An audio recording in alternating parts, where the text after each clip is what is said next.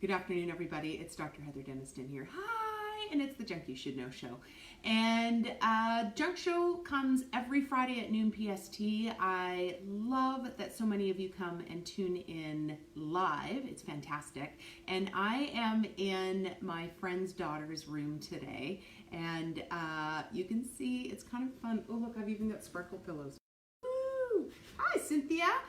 And today's a simple junk show. We're going to be talking about MyFitnessPal. And MyFitnessPal, why would you even want to know about that? Well, MyFitnessPal is probably one of the best food tracking apps I have come across, and I've used a bunch. And so the app looks like this blue one, second row, and it downloads for free. And here's why it's so great. Hi, Linda. Good to see you as well. Here's why it's so great. And the two people watching right now, actually, I think both use this app. So this is going to be kind of fun. I would love to know, you guys who are watching, any questions you have about the MyFitnessPal app or things that have worked really well for you with it, how you've used it and how it's been useful to you. So when on, your homepage just comes up on the day of your regular day. Let me get that there. That's pretty white. There we go. And I have not recorded today, so all of my top lines are 0. But here's the most interesting thing. If you click on diary, and I'm going to go back just a couple of days so I get a good example. So here's a day that I did fill out, okay? I know it's backwards, guys. Bear with me. And you can see I went over my calories by those red numbers, 199 calories over. I am less concerned about that. St. Augustine, Florida. I'm coming to Florida in the end of April. Linda, will you still be there? Here's what I am interested on this app. When you are recording your food, which you do through the diary, and sorry this is tough to see, guys, it's the light. Okay, what you do, once you hit diary, this is where you're going to record your food. And the beauty of MyFitnessPal is this. People are like, oh my gosh, it takes me so long to fill out my food. Once you start filling it out, it starts to recognize typical meals, typical foods that you have, and it pops them right up. It becomes very quick. You can also put your own recipes in here. So I have Heather's low sugar shake. I have Heather's salad dressing. I have Heather's vanilla protein smoothie. And once you put it in, so simple. And really, as humans, we eat about 20 to 30 different meals. I dare you to add it up. We all have favorites with typical things that we eat. Of course, on occasion, we're going to eat differently. But for the most part, once you get in the habit of tracking, it's very simple because you're just pulling from a series of foods that you typically eat anyway. And the beauty is, what's his name? Tim Ferriss from 4 Hour Body talks a lot about how if we're not tracking, we are going to have a very difficult time achieving our goals. We don't know where we're at or which way to shift if we haven't been looking at the data. So MyFitnessPal is a really great way to do that.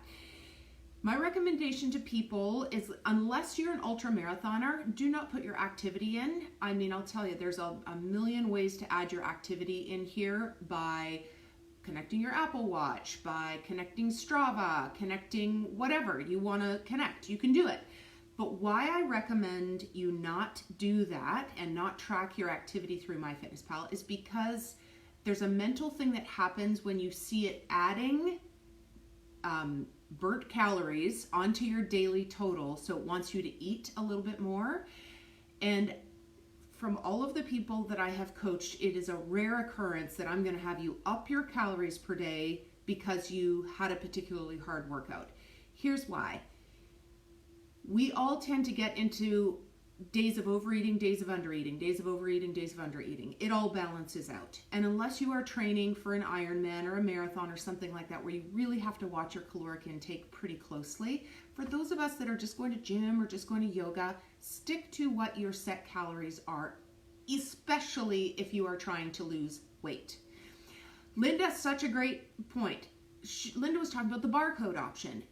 Most people don't even know that's on here. So I'm going to show that to you really quick. When you go to enter in food and you press add food, in the Let's see where I can get that. There it is. In the top corner is tiny little barcode scanner. And when you hit on that, it brings up a camera and you just put it over food and you scan the barcode and bam, it's there. I use that every day. So that's a really good one too. Back to not adding in your activity. So I really warn against it because I know for myself, if I look at the top of my calories and I'm like, oh, I've got 150 extra calories to eat today because I was on the cardio machine for 20 minutes. It does something mental to me. I will tell myself not to eat those calories, but they still look available to me. So, and the way the math is done at the top, it's deceiving. So it's better to just turn that part off and not have it add your activity in, okay? Another point, this is my favorite. This is what we want to get to today. Who's ever watching, here's the money, okay? At the bottom of the food journal, oh, that's much better. At the bottom of the food journal when you're adding in your food, this is where you want to play. You have nutrition and notes. I don't care about the notes, although notes, it's a great place to keep if you want to journal about how you're feeling emotionally around what you've eaten, how you feel digestively around what you've eaten, great place to keep it. My interest is in the nutrition button, okay? Many of the folks that I'm working with on weight maintenance or body composition, pie chart is it. This is what we want to, I guess it depends on the screen, you guys. This is what I want to look at. Every client that I start with, I have them take a 5-day food journal and then I spend time looking at their pie, okay? Looking at the pie. I had a client 2 weeks ago. She'd been trying to lose weight. She told me what she ate. She wrote it down in a just on paper. She was kind of guesstimating. And I'm like, oh, I'm not really sure what's going on. Once she got the data in and she brought up her pie chart, we joke, she and I, too much blue is carbohydrate. Over half of her pie was carbohydrate. That is a big problem if you are wanting to lose fat off your body. It's not going to happen if half your pie chart is carbohydrate. So what we try to do is get to a much better balance of fat and protein with a little bit of carbohydrate in there. And we can do that so simply by looking at the pie chart. And what's the beauty of that is then we're not just hyper focused on the total calories per day. Now, of course, we have to set a standard of calories if you're trying to lose weight. If you're just trying to maintain, it's not quite as important because clearly if you're just trying to maintain, you're kind of in a caloric zone typically that's working for you. But once we set the caloric zone for this gal, we only checked on that every like once or twice a week. We looked more at the pie chart because that is what's going to shift your body composition the most. So that's one thing. Mr. Pie, that's a big one. Hold on, wait for it. Here's the other one. So at the top, you can see it says macros. I know it's blurry. Nutrients and calories. Right now I'm on macros. That's the pie chart. Nutrients is going to bring up all of fiber, fat, carbohydrate, sugar. So, and it shows you what percent you have had that day of sort of daily requirements. I'm not so worried about daily requirements because some of them are pretty bogus. It's like your vitamin C requirements are just enough so you don't get scurvy. So not paying too much attention to that. What I am paying attention to is sugar grams. So on this particular day, I had 55 sugar grams.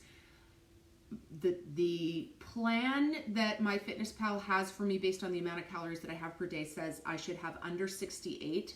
That's still way too high. We want to aim for 40. So this is a very quick litmus test to go, am I under 40 grams of sugar today? Am I not? Do I want to have that half glass of wine after dinner? Probably not if you are above the range of where you want to be. So this is just clear data that you can check regularly right at your fingertips for your body composition and your macros pie chart that tells you percent fat, protein, and carbohydrate. And if you really want to get into it, you can set your percentages that you want per day, and we can talk about that at another time if you like, but you can set your percentages and then you can really see if you're nailing it.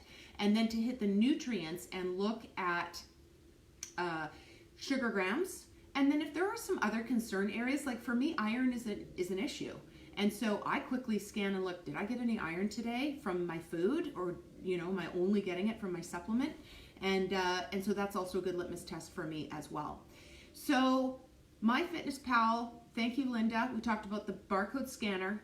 We talked about just basically entering your food and how you can actually set your own recipes. You can set frequent things like, for instance, if you have for breakfast every day eggs, bacon, half an avocado, then literally the next day it allows you to say, add yesterday's breakfast, click, and it's entered. So it gets very smart and very fast. One of the other things in MyFitnessPal that helps me with clients is you can connect with other people and they can see your food journal. Now, there's lots of us who don't want other people seeing our food journal, but if that maybe you're doing a food plan with, or if you have a coach like myself who wants access to your food journal, how easy is that? So under settings, there's a place where you can go to privacy and you can adjust that so that certain friends can see your journal, or you can keep it totally private, but you can go in there. There's also a whole community on MyFitnessPal. So if you need more support or you need some other people who are also recording or you have a question, you can dive into the community. There is one third thing on that nutrients section. So we said macros, which is the pie chart. We said nutrients, which is the breakdown of all the different nutrients, and you want to keep an eye on sugars, and maybe there's a couple other things you want to look at. Certainly your carbohydrate grams is one to keep a good eye on. For me, iron is one, sodium for some people might be another one. But there is one more there that says calories. It's also a pie chart. Please don't get confused by this. All this is telling where are you spending your calories in the day. So if you are recording properly, you put breakfast in breakfast, you put snack in snack, you put, lunch in lunch and dinner in dinner, you can dial down and look at, well, where am I having my biggest meals? That might be helpful for some who want to, say, target lunchtime as their primary meal. It's a good practice because if we eat a little less, easier for us to digest through the evening. And also if you're heading into a fasting state where you want to fast from your last meal to the first meal of the next day, a lighter last meal is great. So there's lots of reasons why you might want to weight the different parts of your day differently. I never pay attention to that, but it might be useful to you. So that is one other thing that's in there. You can customize your calories, you can put in your weight goals, you can put in all sorts of stuff. So it really is a great program. So if anybody has questions, please put them in the comments below. I would love to keep the discussion. It is one of my favorite apps. A couple other favorite fitness or well-being tools. Obviously, Headspace meditation app is like the bomb. Some people like the one called Calm. I haven't tried that one, but I've heard it's very good. I also love Strava. Strava has, in the last 18 months, has beefed up to the point that you can put in just about any activity and it's going to not only track it for you, but if there has been what they call a segment laid down, it means you're going to get compared with other people who have done those segments. If you are the slightest bit competitive, this is very motivating. There is a mountain that I climb in Arizona called Black Mountain, and you may have heard the story, but I climbed it all summer so I could work my way up the little list, and I got my crown. I literally got Queen of the Mountain, and it was one of the best days of my whole life. And within a week, I'd been knocked off by some woman, and I ended up meeting her up there, and it was quite funny. But it was motivating to me. Even though I don't know who any of these people are, it can be motivating. So that was a fun discovery for me, that I'm actually more motivated by that than I had realized, and it worked great. Got me out climbing the mountain. Other apps. Water tracking apps are great. There's some really fun ones out there. There's tons of them, so really all of them are great if you are trying to watch your hydration levels. Screen time. Now our phones tell us how much screen time we've had, and so we don't need the apps anymore, so you can just check that. And I only mention it because screen time is such an issue for stress, anxiety, sleep, irritability, all sorts of things, cognitive function. And so it definitely is a wellness aspect. So that's one that I encourage people to check as well. So tell me your favorite app down below. I would love to hear what it is. And if it's not one that I've heard of, I'll take a look at it and research it. Oh, my last favorite one, 7-minute workout. Now there's a few knockoffs, so you want to go to the J&J 7-minute workout. I love smart apps, and so what I mean by that is as you do each workout, it asks you how you felt about it and what you would rate it, and it starts to learn about you and devise future workouts based on your skill level. And with 7-minute workout, you literally can do 7 minutes. What it does is it builds you a 24-minute workout. So 3 segments of 7, 14, 15, 16, 17, 18, 19, 21-minute workout.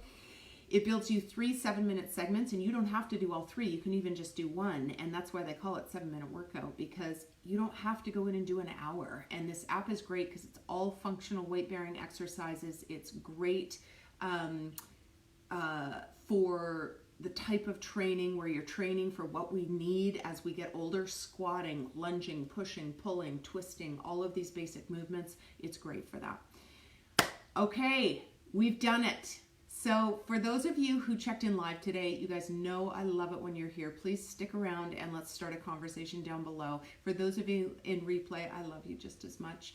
Couple of announcements. Don't forget that the Junk Show is sponsored by the Change Cave, which is a 12-module online learning institute for women over 40 who are ready to up their wellness game and learn foundational principles in health and wellness. Come join us. It's a very, very fun community, and I look forward to meeting you there. I'll put a link down below.